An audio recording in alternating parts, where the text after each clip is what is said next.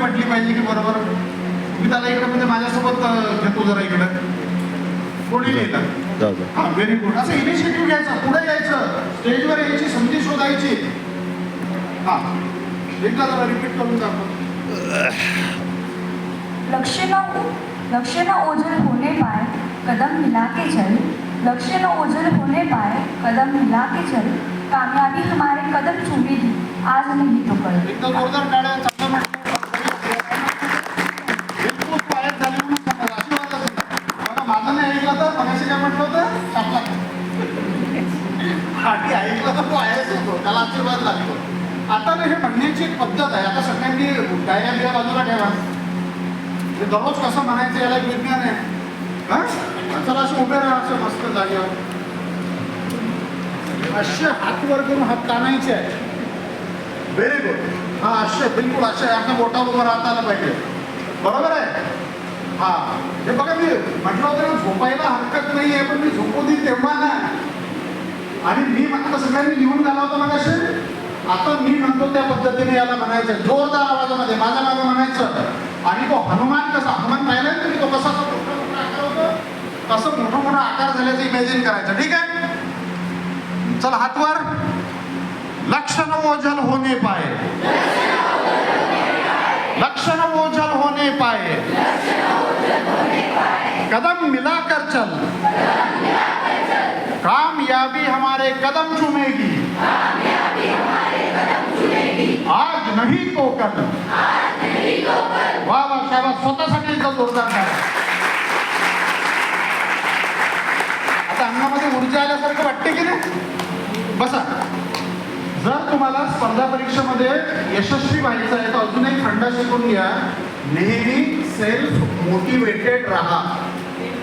दोन प्रकारचे मोटिवेशन असतात, त्याला म्हणतात इंट्रिन्सिक मोटिवेशन, एक्सट्रिन्सिक मोटिवेशन. हे सगळे शब्द तुम्ही आजकाल तुम्ही काय जेनजी आहे, चॅट जीपीटी तुमच्या मदतीला हे सगळं त्याच्यावर अभ्यासून घ्यायचं. बरोबर आहे. परंतु स्वतःच्या आतून असं भेटल्यासारखं वाटलं पाहिजे. स्वतःच्या आतून तुम्हाला मोटिवेशन आलं पाहिजे. चला, आता तुम्हाला काहीतरी खाऊ घालतो. काय काय जेवलं दुपारी, कोण सांगणार? तू पण येऊ शकतो. आपण काही मस्त छान गेम खेळणार आहे. आपण ना गेमच्या माध्यमातून स्पर्धा परीक्षा समजून घेणार आहे. एक एक एकाने एक एक एकाने सांगा. फोडणीचं वरण, भात, पोळी, अंडी, वांग्याची भाजी. वा वा वा, बढिया बढिया. जो बोलला त्यासाठी टाळ्या वाजवा. आता स्टेजवर यायला धाडस लागतं, साहस लागतो. तुझं नाव सांगितलं तरी चालेल. माझं नाव दिग्वेश पटोळे आहे. कुठून आला? मी जवाहरनगर भंडारामधून वा आहे. वा वा, भंडारा भंडारा. भंडारा तलावात कुठला आहे माहिती आहे तुला? तिथल्या तलावांना मामा तलाव म्हणतात, माहिती आहे तुला? मामा तलाव माहिती आहे? कोणाला माहिती आहे मामा तलाव? भंडारा गोंदियाकडचं कोण आहे?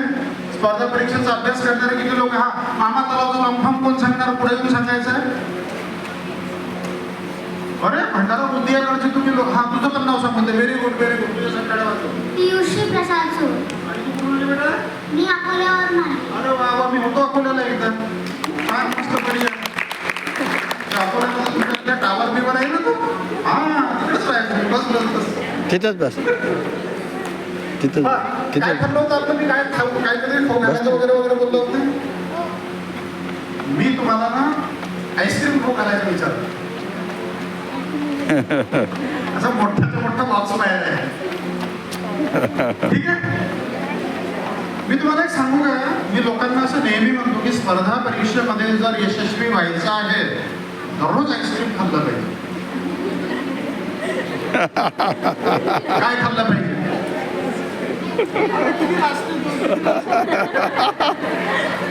तू सांग, काय खाल्लं पाहिजे? हा, आईस्क्रीम. किती लोकांना पट्टे आहे? किती लोकांना पट्टे आहे की पटलं?